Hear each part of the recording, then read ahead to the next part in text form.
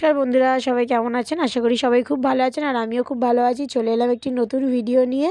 তো দেখো সকাল সকাল উঠে গেছি, মাম্মাকে দিয়ে দিলাম দুধ হরলিক্স আর বিস্কুট, আর ও পড়তেও বসে গেছে। তো ওকে বললাম বইটা তুলে দিয়ে আগে খেয়ে নে। তো দেখো ঠান্ডা লেগে আছে মেয়েটার, সকাল থেকে শরীরটা খুব একটা ভালো না।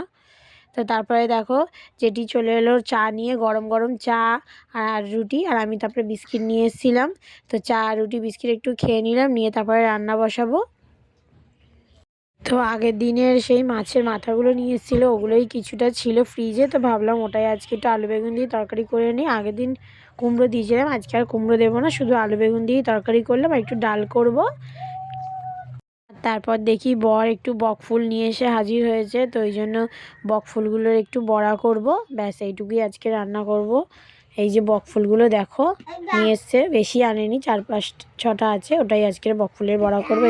এই যে ডাল সিদ্ধ করে রেখেছি এখানে, আর এই দেখো মাছের মাথা দিয়ে তরকারিটা রেডি। আর এদিকে বকফুলের বড়াটাও হয়ে গেছে, দেখো কেমন হয়েছে বকফুলের বড়াটা। আর এদিকে দেখো মাম্মার জন্য একটা ডিম ভেজে নিয়েছি, যেহেতু ওইসব দিয়েও খেতে পারবে না। আর এই দেখো এদিকে ডাল করে নিয়েছি, আর এই যে তরকারিটা,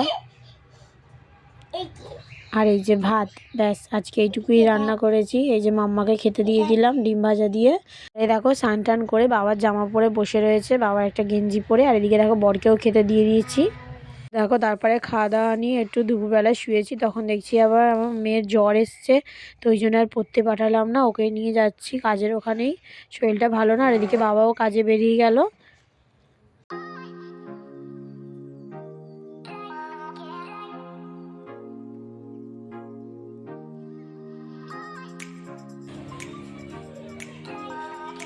দেখ মাম্মা কিরম খেলছে মায়ের সাথে, দেখ, দেখেছিস?